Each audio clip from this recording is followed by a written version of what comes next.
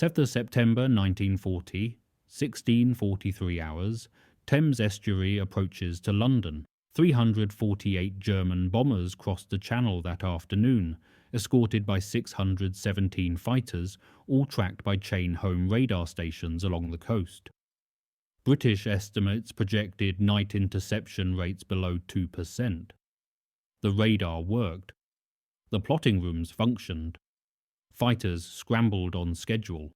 Yet after darkness fell, not one German bomber was destroyed over London by RAF night fighters. Anti-aircraft command fired 8,000 rounds into the sky. Searchlight batteries swept the clouds with carbon arc beams. The defense system existed in full: radar, guns, lights, aircraft, but operated as separate elements rather than a unified machine. By May 1941, those same bomber crews would enter British airspace knowing their statistical chance of survival had dropped below 60%. The transformation appears in preserved RAF files, a curve that begins flat, then rises with mathematical certainty as coordination replaced isolation. The afternoon of 7th of September began with precision. Chain-home stations at Dover, Rye and Pevensey detected the incoming formation at 15:52 hours, tracking the raid across the Channel with the clarity that had defined British radar success throughout the summer. Filter rooms plotted the bearings, sector controllers scrambled day fighters. Observer corps posts confirmed visual sightings as the formations crossed the coast. The system performed exactly as designed. At 16:43, the first bombs fell on the London docks. By 18:00, as twilight settled over the Thames, the daylight battle ended and the night defence began. Searchlight Battery 482, positioned in Lambeth, received orders to illuminate suspected bomber tracks. Gunner Mary Ellis, Auxiliary Territorial Service, recorded the shift in her duty log. Manual elevation wheel turned by hand, carbon arc lamp requiring constant adjustment, sound locators providing approximate bearings but no altitude. The searchlights found bombers. Brief glimpses of silhouettes crossing the beams, but no method existed to convert illumination into destruction. Anti-aircraft command opened fire at 19:14. The 3.7-inch QF guns of 26th London Anti-Aircraft Brigade fired through the night, aiming at sound, at light, at estimated position. Shells burst in empty sky. War Diary, WO 166-2397 recorded the result. Engagement continuous. Effect negligible. No confirmed kills. 4 RAF night fighters, 2 Bolton Paul Defiants and 2 Bristol Blenheims patrolled sectors over the city. Flight Lieutenant Alan Truscott, No. 264 Squadron, logged his sortie. Vectors received 20:05, proceeded to indicated position, nothing seen, returned base 21:40. The fighters flew where directed, but radar could place them only in approximate zones, not within visual range of targets moving through darkness at 200 miles per hour. The Luftwaffe recorded the night differently. Kriegstagebuch, Luftflotte 2, entry for 8th of September. Night operations conducted without opposition, no fighter contact reported. Navigators wrote in personal diaries of flying over a city lit by fires, unbothered by defence. At dawn, the count began. 448 civilian deaths, 1,600 major fires. Dock facilities destroyed across 5 miles of riverfront. German aircraft lost to night defence. 0. Air intelligence. Summary, AI 3-2284, dated 9th of September, stated the reality plainly. Radar warning, effective. Night interception below 2%, despite full tracking. The numbers defined the problem. Detection worked, destruction did not. The file closed with a notation from fighter command staff. System components function individually. Integration required. The pieces existed. Radar on the coast, plotting rooms inland. Guns on the ground, lights in the sky, fighters overhead. What did not yet exist was the method to make them act as one. Between 19 and 30th September 1940, Fighter Command attempted the first systematic trials in converting radar detection into night interception. The goal was procedural, not technological. Could ground controllers use radar plots to place fighters within visual range of bombers in darkness? The test began on 23rd of September. Chain Home at Dover tracked a Heinkel formation inbound at 22:10 hours, altitude estimated 11,000 feet.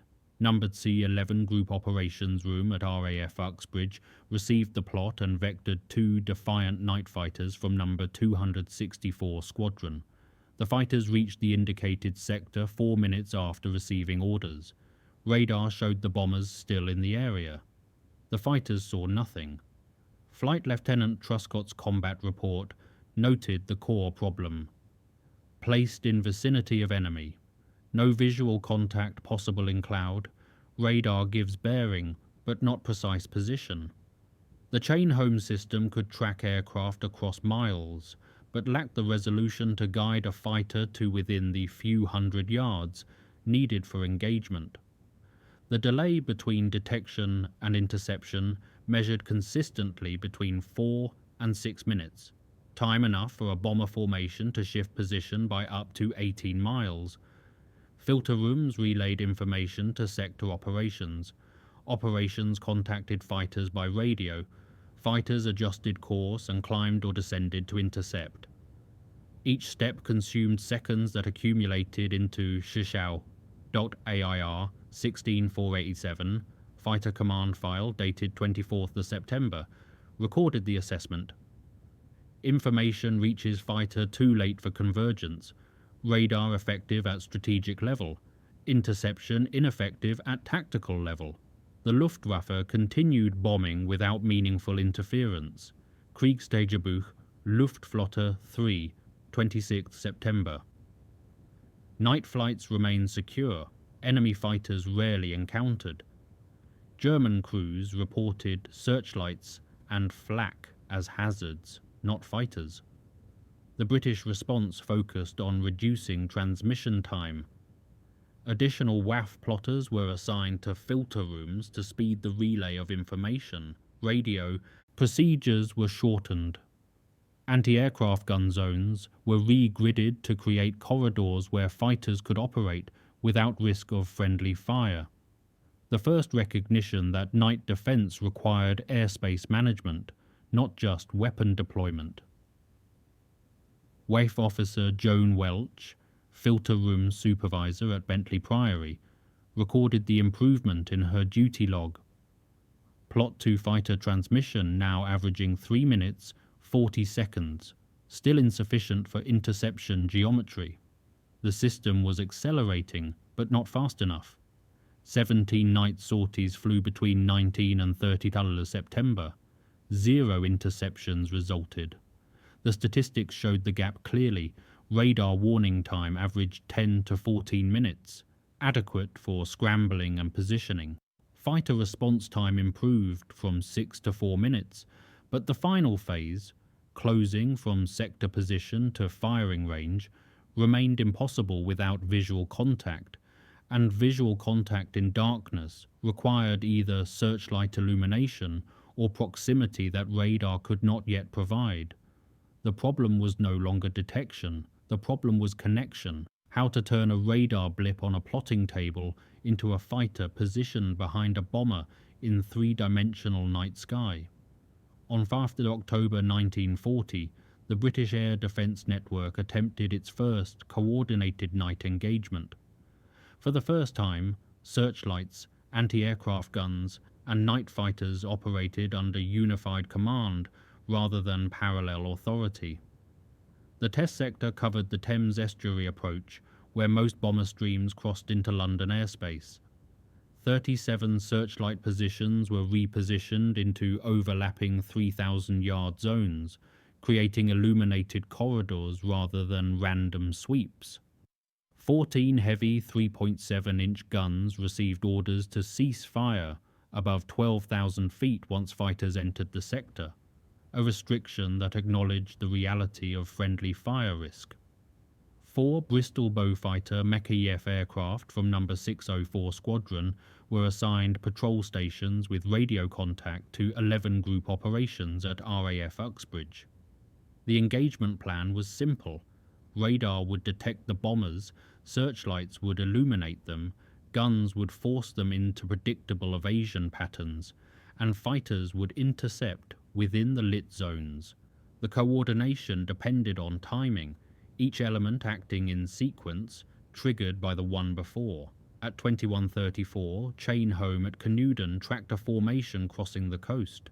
Searchlights activated at 21:38, forming cones over the estuary. Guns opened fire at 21:41, forcing bombers to climb or turn.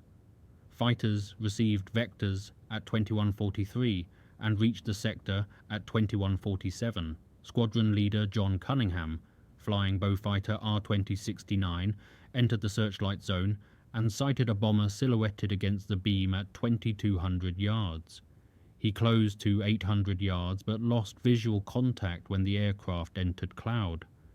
No guns were fired. The engagement lasted 4 minutes. No kills resulted. But the attempt demonstrated something new.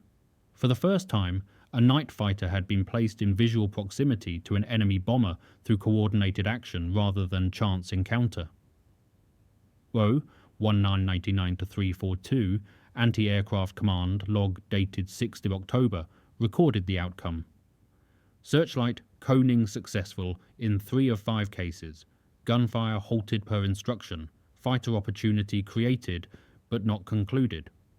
The system had functioned partially, enough to prove the concept viable. The Luftwaffe noticed. Kriegstagebuch Luftflotte 3, 8th October. Searchlight concentrations higher than previous operations. Fighter presence suspected but not confirmed. ATS Sergeant Mary Ellis, 482, Searchlight Battery, logged the physical toll of the new procedure. Carbon rod changes every 40 minutes. Wrist burns from handling hot components, arms aching from continuous manual tracking. The equipment worked, but sustained coordination required endurance as much as technique. The statistics showed partial progress. Radar to fighter transmission time dropped to 2 minutes, 35 seconds.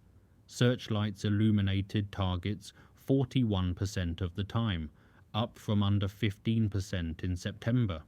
Fighters achieved visual contact on 3 attempts, still 0 kills, but geometry improving. The test proved that night defense could function as a system. What remained was making it reliable. On 18th of October 1940, British night defense reached its first technological threshold. For the first time in military aviation history, an interceptor aircraft carried radar capable of detecting enemy bombers in complete darkness, without ground guidance or visual reference. The equipment was Airborne Interception Mach-V, installed in Bristol Beaufighter R-2069, flown by squadron leader John Cunningham, with radar operator Sergeant Jimmy Rawnsley. The AI Mach-V operated at 193 MHz, transmitting pulses and receiving echoes from aircraft within a forward cone extending to 3,500 yards. The operator sat behind the pilot, monitoring 2 cathode ray tubes, one showing range as a horizontal trace, the other indicating whether the target was left, right, above, or below the fighter's axis. The first operational sortie launched from RAF Middle Wallop at 22:14 hours. Ground control vectored Cunningham toward a bomber track detected by Chain Home. At 22:28, Rawnsley called radar contact at 2,800 yards. The trace showed a target ahead and slightly below. Cunningham adjusted course and descended. Range decreased. 2,400 yards, 2,000, 1,600. At 1,000 yards, clouds closed in. Cunningham lost visual reference. The radar trace remained steady. He followed the instrument, closing to 800 yards, then 600. Cloud prevented visual confirmation. The bomber changed heading. The radar trace shifted. Cunningham adjusted. Contact held for 3 minutes, then faded as the target descended below radar coverage angle. No guns were fired. No kill was claimed. But for the first time, a British fighter had pursued an enemy aircraft through darkness by instruments alone, following a target that could not be seen, guided only by electronic echoes reflected from metal airframe. AIR 5012, number 604 Squadron, Operations Record Book, 19th October. Radar contact achieved at range 2,800 yards. Pursuit maintained for 3 minutes. Visual contact not obtained due to cloud. Enemy evaded by altitude change. The Luftwaffe remained unaware of the new capability. Kriegstagebuch Luftflotte 2, 21st October, still assessed. British fighters do not operate effectively after nightfall. The technology demonstrated potential, but also limitations. The AI Mach 4 required the target to remain within a narrow forward cone. If the bomber turned sharply, the radar lost contact. Cloud and weather scattered returns, creating false echoes. The system worked only when ground control placed the fighter close enough for the airborne radar to detect the target, a combination of 2 radar systems working in sequence. Sergeant Harold White, radar operator with number 25 Squadron, recorded the operational reality in his notebook. Cabin red lit to preserve night vision. Scope bloom constant. Trace interpretation requires practice. Sweat froze on headset. Banned at altitude. The Beaufighter carried 4 20mm Hispano cannons and 6 .303 Browning machine guns, firepower far exceeding earlier night fighters, but weapons required range, and range required radar contact sustained long enough to close and fire.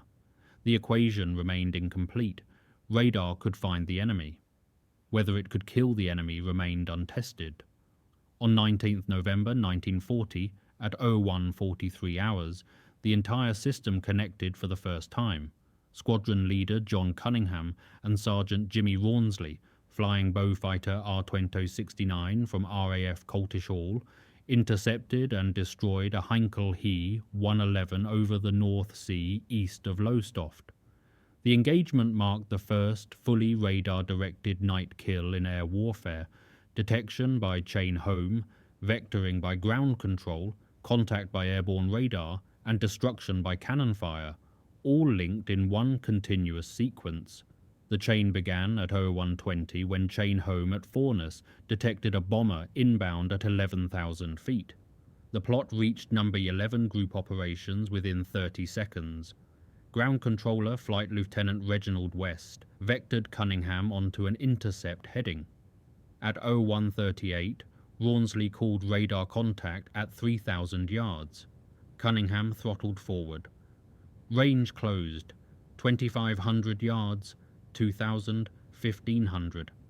At 1,200 yards, the bomber entered a searchlight beam. Cunningham saw it clearly.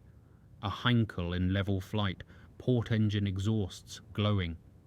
He closed to 200 yards and fired one burst from 4 20mm cannons. Shells struck the Heinkel's port wing and fuselage. The bomber rolled left, trailing fire, and descended steeply. Observers on the ground reported an aircraft burning as it fell into the sea.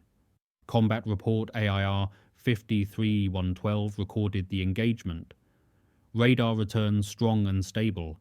Enemy not visually acquired until searchlight illumination. Fire effective. Aircraft observed breaking up on descent. The interception had taken 4 minutes from ground vector to destruction. Every element had functioned. Radar detected, control directed, airborne radar guided, searchlights confirmed, cannons killed. 2 nights later, Cunningham and Rawnsley scored a second kill. On 24th of November, a third. By 30th November, No. 604 Squadron had claimed 5 confirmed night victories, equal to the entire RAF total from September and October combined. The shift was measurable.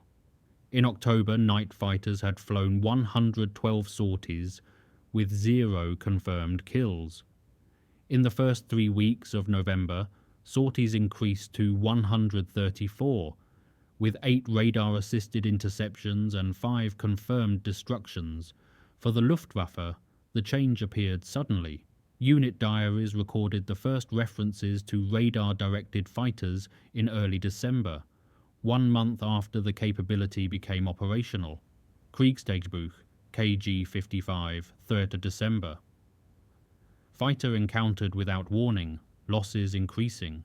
Rawnsley later described the moment radar contact led to kill. The set hummed, the trace thickened, then we were no longer searching, we were tracking. The statistics showed the transformation. October 1940, night sorties 112, radar interceptions 0, confirmed kills 0, bomber loss rate 0.8%. November 1st 20, night sorties 134, radar interceptions 8, confirmed kills 5, bomber loss rate 3.4%. The system no longer promised future capability. It delivered present lethality. For the first time since the Blitz began, German bombers could be found and killed in darkness using a repeatable method. The night sky was no longer a sanctuary. By December 1940, the question shifted from capability to capacity. The RAF had proven that radar-directed night interception worked. Now it faced an industrial and logistical challenge. Could the system expand fast enough to counter a sustained bombing campaign? On 4th December, the Air Ministry issued Order AMO A92640, designating night fighter production a strategic priority equal to daytime defense. The directive formalized what operational statistics had already demonstrated. Night defense was no longer experimental, it was essential. The expansion required 3 parallel efforts. First, aircraft production. In November, Bristol Aeroplane Company delivered 42 Beaufighter Menk F fighters. The Ministry of Aircraft Production, under Lord Beaverbrook, set a target of 105 aircraft per month by January. Factory logs from Filton showed the production challenge. Each Beaufighter required 2 Hercules-themed radial engines, 5,400 labour hours, and 2.8 tons of aluminum alloy. Second, radar equipment. AI Mackay-Foy sets were manufactured by firms across Britain, each unit requiring precision components, waveguides, cathode tubes, oscilloscopes. October delivery, 18 sets, December target, 71. A ministry note dated 9th December identified the bottleneck.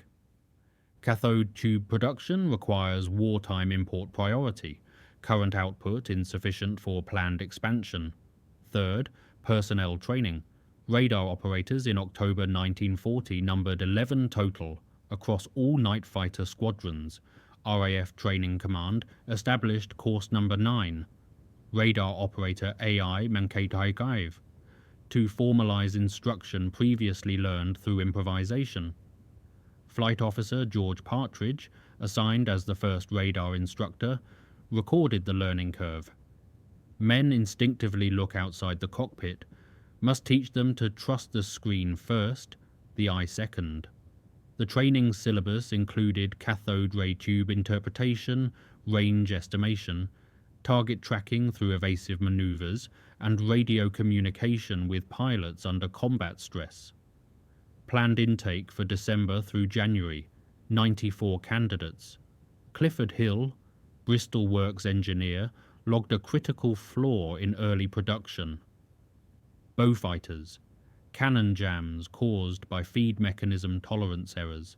The issue required retrofit across existing aircraft and design modification for future builds. Time and labour added to already tight schedules.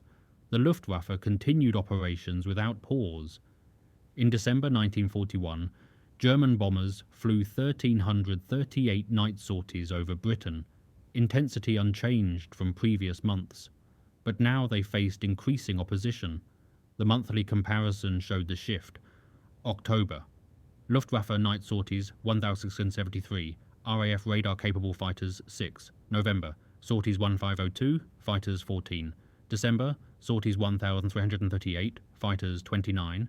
January, projection, sorties to within 200, fighters 52. The RAF was adding aircraft and trained operators faster than the Luftwaffe could replace bomber losses. For the first time since the Blitz began, defensive capacity was rising, while offensive pressure remained constant, a strategic curve tilting toward the defender. Squadron leader John Cunningham flew a demonstration sortie for air staff officers on 14th of December, showing the full interception sequence from ground vector to radar contact to simulated firing pass. The flight lasted 43 minutes. Post-flight report. Method proven reliable under operational conditions. Limitation now production and training throughput, not concept. The file closed with a notation from Air Chief Marshal Hugh Dowding. The machine exists. The limit is no longer concept, but manpower. By January, the system would test whether numbers could turn capability into dominance. Between February and 31st March 1941, the British Night Defence Network reached sustained operational effectiveness. Interceptions were no longer isolated successes, but recurring outcomes, occurring across multiple sectors, multiple nights, by multiple squadrons, using the same proven method. The statistics documented the shift with precision. 7th February, Luftwaffe night sorties 114, confirmed RAF kills 4, loss rate 3.5%. 15th February, sorties 162, kills 9, loss rate 5.6%. 8 March, sorties 131, kills 11, loss rate 8.4%. 19th March, sorties 92, kills 10, loss rate 10.8%. German bomber crews entered British airspace knowing that probability of interception had risen from negligible to 1 in 10, and rising. Unit diaries recorded the change. Kriegstagebuch, KG 76, 11th February. Night losses exceed acceptable parameters. Cause, enemy radar-directed fighters. The kills came from expanding squadrons. Number 25 Squadron, based at RAF Debden, scored its first radar-assisted victory on 9th February. Number 219 Squadron, operating from RAF Tangmere, claimed 3 bombers on the night of 15th March. Number 604 Squadron, the original Beaufighter unit, continued adding to its total. Flight Officer Michael Herrick, Number 25 Squadron, flew the first 3-kill night on 12th of February 1941. Each engagement followed the same sequence: ground vector, AI radar contact, visual confirmation in searchlight beam, cannon fire at close range. His combat report noted, "Never saw more than silhouette, fired where radar trace indicated position. Sergeant Harold White, radar operator, logged the operational conditions: cockpit temperature near freezing, oscilloscope temperature 45 degrees Celsius, constant vibration from engine torque, smell of hydraulic fluid and burnt insulation." Each sortie lasted up to 3 hours. Successful interceptions required concentration sustained through cold, fatigue, and adrenaline. Oberleutnant Karl-Heinz Riedel, pilot with Kampfgeschwader 54, recorded the shift from the other side. His diary, recovered after his aircraft was shot down over Essex on 17th of March, contained a final entry. "Searchlights now mean fighters cannot evade what cannot be seen." The night of 4th of March marked the first time 3 separate RAF squadrons scored kills in 3 different sectors on the same night, what air staff noted as first operational demonstration of scalable night interception. The system no longer depended on exceptional skill or luck. It functioned as repeatable procedure. Ground-controlled interception sites expanded along the coast. Flight Lieutenant Leonard Humphreys, controller at RAF Digby, logged the first triple-vector interception sequence. 3 fighters directed onto 3 separate targets within 18 minutes, all resulting in radar contact, 2 in confirmed kills. German loss rates approached the threshold where sustained operations became strategically uneconomical.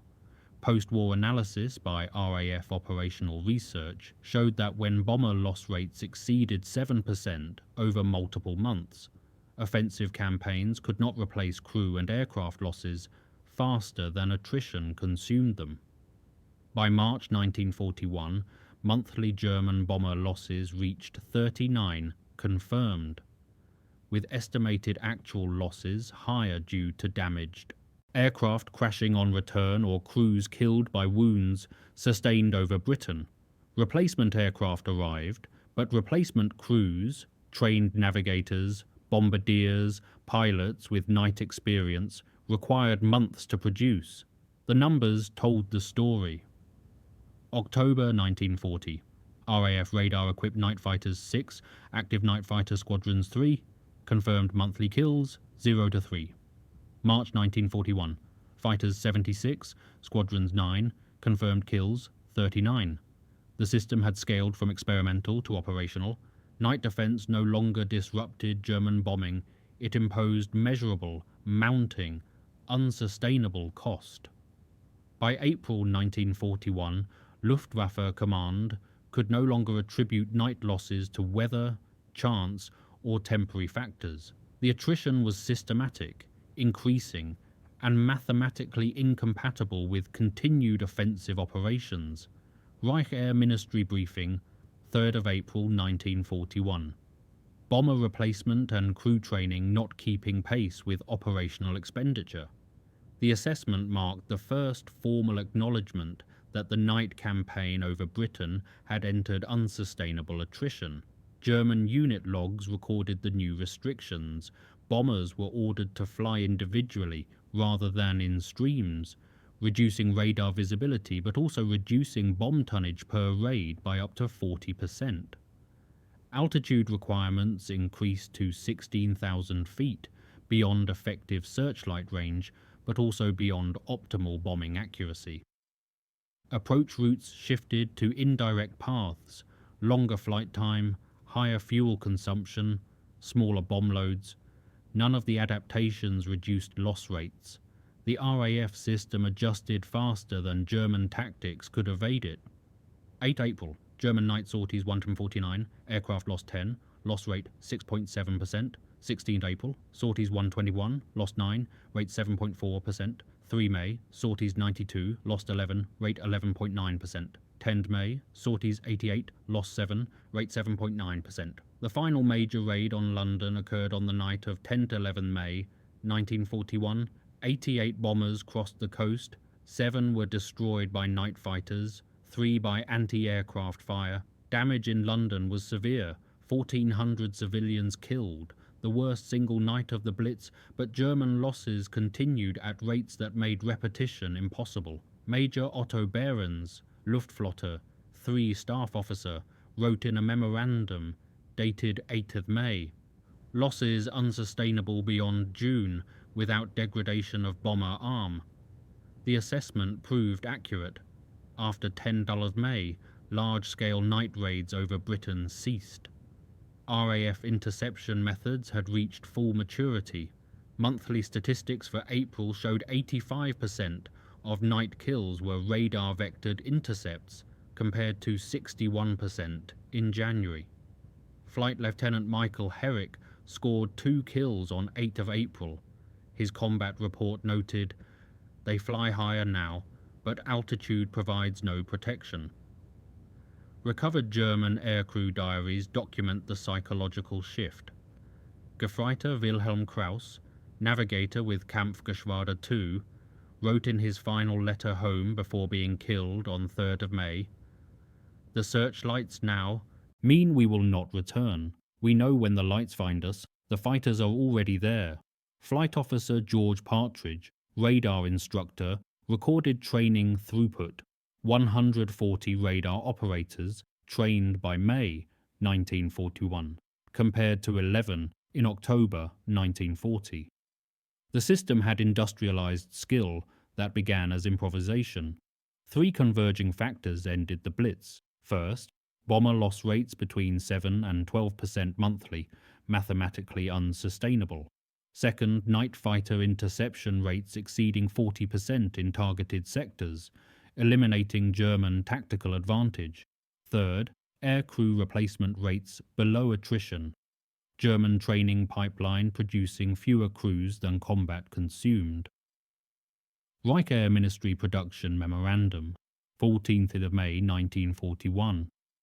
Night operations cannot be maintained at present intensity without degradation of other air arms. The bombing of Britain had become more expensive than the strategic value it generated. RAF Operations Record Book for 3 May recorded new phrasing. Enemy showing evasion rather than determination. The Blitz did not end through negotiation, morale collapse, or political decision. It ended because a bomber force flying into British airspace faced destruction rates its industrial and training base could not sustain. The RAF had not stopped every bomber. It had made each raid cost more than Germany could afford to pay. By mid-May, the numbers left no alternative. The night offensive over Britain was suspended. The system built to defend a nation had imposed a toll, measured in lost aircraft, dead crews, and strategic reversal. On 12th of May 1941, one day after the last major Blitz raid, the Air Ministry submitted a summary memorandum titled Night Defense, Current State and Future Use. The document did not celebrate victory or declare the threat ended. It assessed what had been built and what it meant. The memorandum stated, "Night interception is no longer experimental. It has become a permanent, scalable method of air control. The system, radar, plotting, ground control, airborne radar, searchlights, guns, and fighters, functions as a single machine. Components are no longer separable in purpose." The Blitz had ended, but the system remained. Between June 1941 and the war's conclusion, the same network evolved into offensive capability, protecting RAF Bomber Command's deep penetration raids into Germany. The defensive grid built for survival became the foundation for strategic offense. Post-war statistical analysis documented the transformation across 8 months. September 1940, German bomber loss rate 1 or 2%, RAF night fighter claims 0 or 3 monthly. November-December 1940, loss rate 3 to 4%, claims 12-15 monthly. February-April 1941, loss rate 6 to 10%, claims 35-45 monthly. May 1941, loss rate 8 to 12%, claims 18 in 10 days. The curve was exponential, not linear. Each month's refinement built on the previous month's lessons, creating acceleration in effectiveness. RAF AI2's statistical report, compiled in 1946, concluded, "The shift from no effective night defense to dominant night capability occurred within 8 months, driven by system integration rather than technological breakthrough." The German Air Historical Branch, analyzing the defeat post-war, stated, "Night defense over England achieved a convergence of radar, weapons and control never matched by Reich defenses. When RAF bombers attacked Germany in 1943-45, Luftwaffe night fighters lacked equivalent radar density and trained operators. Individual participants recorded their perspectives. Squadron leader John Cunningham, credited with 20 confirmed night victories, became a post-war test pilot. His logbook, preserved in the RAF Museum, contains a notation for 19th of November 1940. "First radar kill, method proven." The words are factual, not triumphant. Sergeant Jimmy Rawnsley, radar operator, authored the memoir Night Fighter in 1957. One passage describes the operational reality. "We did not fight aircraft. We followed traces on a screen until geometry allowed cannon fire. The enemy died because information moved faster than evasion. Lieutenant General Frederick Pyle, commander of anti-aircraft command throughout the war, was the only British officer to hold the same defensive post from 1939 to 1945. His post-war report noted, "Integration of radar, guns, lights, and fighters required as much administrative discipline as technical skill. The weapon was coordination." 3 strategic lessons emerged from the documented record. First, air power became a 24-hour domain. Night was no longer sanctuary. Second, radar became a weapons system, not merely a sensor. Information became lethal when paired with timing. Third, air defense became systemic, not local. National networks replaced independent units. RAF Air Publication 3021, issued in 1947, formalized the doctrine, "Victory in air defense belongs not to the aircraft or the gun, but to the timing of information across the system." One file recovered from Fighter Command archives contains the most direct summary, written by an unnamed staff officer in June 1941. Strategy changes when the defender can find the attacker in the dark.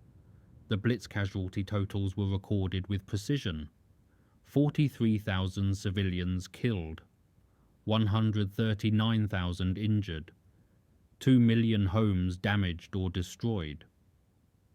RAF night defense did not prevent those losses.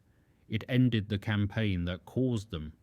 The system built to defend a single island became the model for every integrated air defense network that followed. SAGE in North America, Soviet PVO Streny, NATO air defense ground environment. Each descended from the methods proven over Britain between September 1940 and May 1941. The record closes with a final statistic. By May 1941, a German bomber crew crossing the English coast at night faced a 60% chance of returning safely, down from 98%. 8 months prior, the balance had turned. The files record when and how. The numbers prove it happened.